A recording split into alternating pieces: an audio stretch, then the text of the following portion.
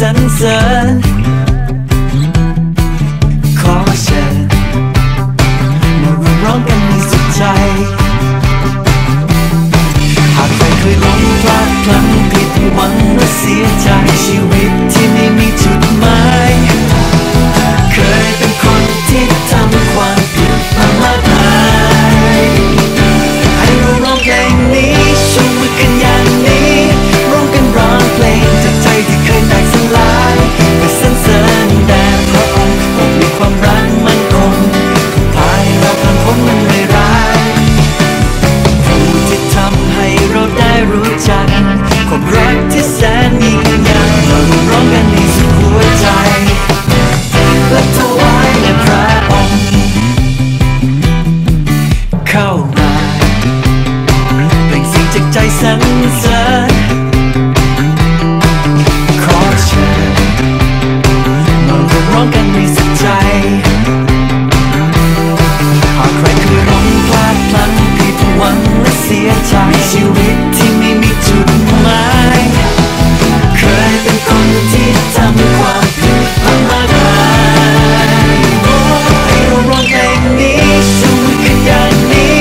ร่วมกันร้องเพลงจากใจที่เคยแตกสลายเพื่อสรรเสริญแด่พระองค์ผู้มีความรักมั่นคงผู้พาให้เราผ่านพ้นมันไม่ร้ายผู้ที่ทำให้เราได้รู้จักความรักที่แสนยิ่งใหญ่มาร้องกันให้สุดหัวใจและถวายแด่พระองค์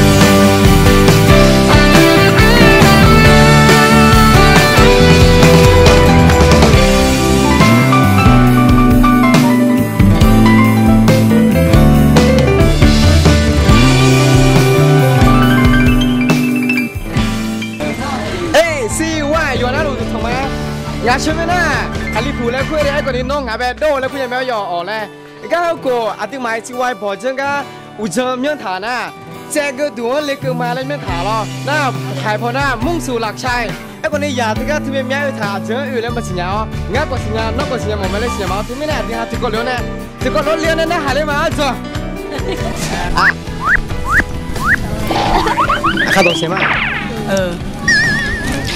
น้องชมแม่จะเล่นคุยเลี้ยวตามะอาคาพ่อเจอคุยอาคาพ่อมันเยอะไปชมตะวันแล้วคุยน่าหนออาเจอชาจ้ะนำสกุลแล้วฮะอาจิพูดในอื่นเนาะอาจิพูดในอื่นเดือช้างอุปตัวช้างในอยู่ใครล่ะโอ้อันยังหาอื่นเนาะมาอันยังหาอื่นเช็ดตีกันน่าอาจิเจอเลยก็เดี๋ยวไปมาเข้าค่ายครับอาจิค่ายไปอื่นเนาะมา ACY ครับน่าให้ก็โกข้อเสียมาละเขาก็โกอ่ะชอไม่จีแล้วบอกข้อจีแล้วตั้งขาเสียมาครั้งแรกครับอ๋อครั้งแรกอะโอ้ยินดีต้อนรับน้องชมพู่จีแล้วคุยเร็วน้องปล่อยปฏิพันธ์อาคาบเดียวอาภาน่าอาเจอชาเดียวโอ้ยจะกูอ๋อโอ้ยจะกูอ่ะโอ้ยกูไม่ของชาเล้งไงอะโดนลงมาชาเล้งเนี่ยมึงด้วยน่าก็เดี๋ยวไปอาดูสิเนี่ยน้องก็ผมไปหมู่บ้านนี่สิเนี่ยล่ะอ๋อน่าหมู่บ้านไหนหลังเงี้ยสิเนี่ยมาเลยชีวายาเลยสิเนี่ยมาละมาสิเนี่ยเขาไงแล้วก็เขากูเนี่ยห้องสิอ๋อน่ะแล้วก็โอเล่ไงอาจจะยูเนี่ยโอเล่เลยด้วยคุณมายูเนี่ยโอเล่ล่ะอาจจะยูเนี่ยโอเล่เลยด้วยเอาความรู้อาจจะความรู้ยูเนี่ยโอเล่เลยด้วยเกี่ยวกับพระเยซูอ๋อเกี่ยวกับพระเยซูนั่นน้องคาริยามาล่ะ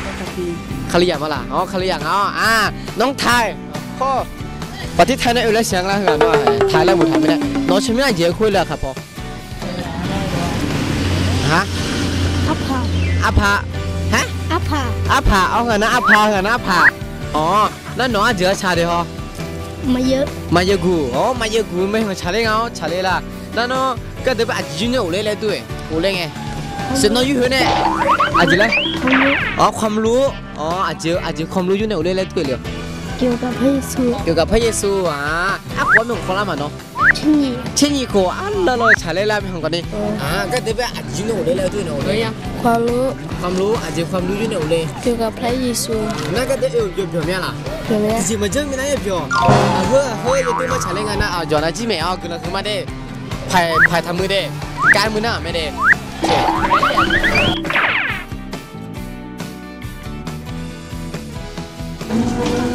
อะโดนน้องชิมเยอะคุยดูอาคาพ่อนะอาเดียแล้วกูมาหรอน่าหนอเจอชาดิ อาเจอชนะมาเยอะแล้วไอ้ขออาเบลแล้วคุณน่าติดหนีแล้วมาคุ้มเหนื่อยนี่กันนี่อาเบติดหนี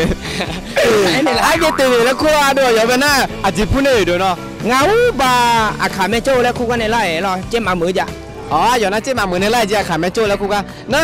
อาดูเนาะก็เดี๋ยวไปอาจิยูเล่เลยดูมือน่าจะบีเล่เลย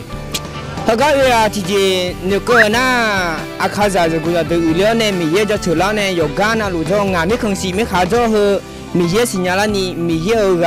啊，床比别人你更别人你来多你同他妈了。哦。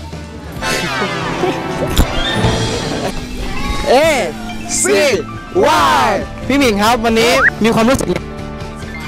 ที่มา ACY รู้สึกตื่นเต้นครับเห็นน้องๆแต่ละคนหน้าตาเฟรชชี่กันทั้งนั้นเลยพี่รู้สึกว่าพี่ตอนนี้อายุ20ก็ ACY ไปเนาะแล้วใครที่มาเชียร์เนี่ย要滚ชิงอ่ะรู้ปีอย่างนี้เนาะแล้วพี่พูดอาขาครับพูดได้ครับพูดอาขาสั้นๆให้น้องๆได้ฟังหน่อยครับรู้ทำไม่ได้เนื่องมา ACY มีเยโปล่าเดอปีโปโมเดรู้ทำมาเจ้น้องมามีเยโปล่าเดอมีเยปีโปโมเจ้อันนั้นพี่หมิงคิดว่าอยากจะฝากบอกอะไรกับเด็กๆครับแบบบรรยากาศหรืออะไรอย่างเงี้ยความรู้สึกอะไรต่างๆที่แบบอยากถ่ายทอดให้กับน้องๆอะไรเงี้ยครับสำหรับ ACY สิ่งหนึ่งที่พี่อยากจะบอกที่สุดพี่ประทับใจในส่วนของอธิษฐานโซ่พี่อยากจะบอกน้องๆว่าถ้าน้องมีโอกาสต้องไปนะครับอธิษฐาน24 ชั่วโมงเลือกสักช่วงเวลาช่วงเวลาหนึ่งที่น้องอยากจะไปและที่ยิ่งกว่านั้นเวลา ACY เป็นเวลาแห่งการรู้จักเพื่อนและรู้จักคนอื่นมีแค่รู้จักพระเจ้าเท่านั้นหวังเจ้า ACY จะเป็น ACY ที่ทำให้เกิดการเปลี่ยนแปลงความคิดและจิตใจนะไม่เชื่อว่าจะการเปลี่ยนแปลงที่เกิดขึ้นกับน้องนะครับการเปลี่ยนแปลงที่เกิดขึ้นกับพี่และก็เกิดขึ้นกับน้องหลายคนและการเปลี่ยนแปลงนี้รอน้องอยู่ข้างโอเคนะครับถ้าเกิดน้องๆอยากเจอพี่หมิงนะครับตัวจริงเสียงจริงต้องไปที่ซุ้มลูกโซ่อธิษฐานนะครับอาเมนน้องฮะอาจจะพูดได้เลยบ้านใหม่ค่ะบ้านใหม่อยู่เชียงดาวอยู่ชมเมียเยอะคุยปุ่นเหรอฮะงานชมเมียโลอาทิตยาเลยคุยอาทิตยาแล้วคุยเจหรือว่าน้องปอค่ะน้องปออาคาชมเมียเยอะคุยอาทิน้องฮะอาทิตย์เจเลยน้องก็เดือบวันนี้มาค่ายซีไวค่ะมาเจอเพื่อนๆแล้วก็มารับความรู้ค่ะแล้วไปรู้จัก ACY มาจากไหนเนี่ยพี่ค่ะพี่มาพี่แนะนำมาค่ะนะแล้วก็ตัวเนี่ยอูเล่นไงจิจูเนี่ยอูเล่นได้ด้วยเนาะเซนอจูเนี่ยอูเล่นได้ด้วยความรู้สิคะความรู้แล้วก็ประสบการณ์ใหม่ๆค่ะอันยุมอาดูเถียนไอ้เจ้าไหร่อ๋ออาดูนะชมยังจีเลยคู่เนี่ยอาเจี๋ยชาจีเลยน่าหาได้มาอาดูหนูชมยังจีเลยคู่ดูชมยังนะอาเซ่เลยคู่เลยนะชื่อเล่นถ่ายพอนะอาเลยคู่เลยนะ这些茶呢买一股诶，พี่อ่านแล้วคุณเนาะเป็นชุมพนาอาเจี๋ยชนะมาเยอะกูจ้าอาแชร์แล้วคุณเนาะอาดูอ่านนะก็กูอาที่ให้สิบวันปอยเจ้าก็อุจจาระจะไม่ถ่ายดูอุจจาระครับพอหน้าเจ๊ก็ดูเลยเกิดมาแล้วหน้าถ่ายพอหน้ามุ่งสู่หลักชัยแล้วครับผมเจ๊จะชวนแล้วเจ๊คือไงงั้นแม่เจ๊ก็ดูเลยเกิดมาหน้ามุ่งสู่หลักชัยแล้วไม่ถ่ายเอาน่าจีไม่แน่อาที่ให้อุจจาระกูเลยไม่ถ่ายดูอุจจาระจีไม่แน่ล้มยังหาแล้วนะจีไม่แน่นะอาคาจะกูเดือดเลยยืมมือพายมีเย่พอก็มาจะพอปิชมอย่างเลยจีไม่แน่นะยุ่งหน้าเลยไม่ใช่ให้ตามีเย่ก็มาพอมาเชิงจกของเรามามือผมอยากจะอ่างนะที่มีเนี่ยจูเว่เนี่ยกูมีเย่เนี่ยถามแล้วก็เรียกเกินอย่างง่ายเลยนะที่มีเนี่ย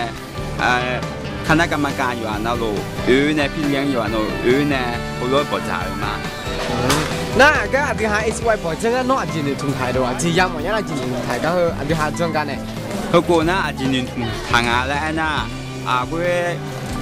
อาคาลิซาจะกูเดือดร้อนอยู่อันนั้นโลมีเอพิสิญญามันยังอะไรมาเลยเขาหน้าไม่เชื่อหรอกอาจิมีแน่น่ะอาคาลิซาจากกูเหรอผมอยากพอมีเอก็มาพอชงอะไรตัวนี้มาเงือพอชงยังมาเงือพอกูอาจจะในบิลชอเลยนะที่มีเนี่ยเขาโกมีเอตัวขอเลยที่น้าไม่เชื่ออายุมาที่มาแล้วเพื่อไปบิงนี่หมดเนี่ยอะโดน่ะน้องตัวจัดจำหมดนะป้าอามาตาเพียบว่าอีกข้างพอจ้องเดี๋ยวว่าอาจิจัดการหมดเนี่ยน้องก็อยากก็พี่เอ๋ก็ดูหรอก็ไปอีกข้างพอจัดการหมดไอ้น่ะกุลังคือมาแล้วในหมอเมียหรอเว้ยหนอยังมีอายุก็ไป ACY ไปนี่มาฐานในพี่เอ๋เลยมีแน่น่ะ คือก็表啊，แต่嘛个咯，都关于啊，有嘛个呢，开正啊呢，一路那关于啦，有嘛但是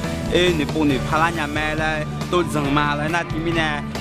阿皮阿婆阿妈打了，看着婆得ไป咯，个人嘛嘞，你冇咩？那牙个得有个头做对不？阿姐你冇呀，记记得。佢个呗，有个牙得个有个得ไป那กูเฮ个人嘛嘞，你冇咩咯？个呗ที่กูรู้มีตัวพอจกเลี้ยวมีเนี่ยเลยหน้าที่มีเนี่ยราคาเช่นมีอยู่อันนั้นเราก็แบบที่พยายามมองมีเนี่ยเนาะตัวน่าคือเรามาดูเด็ก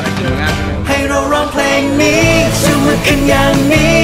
ร่วมกันร้องเพลงจากใจที่เคยแตกสลายเพื่อสรรเสริญดาพระองค์ผู้มีความรักมั่นคงผู้พาให้เราผ่านพ้นเรื่องร้าย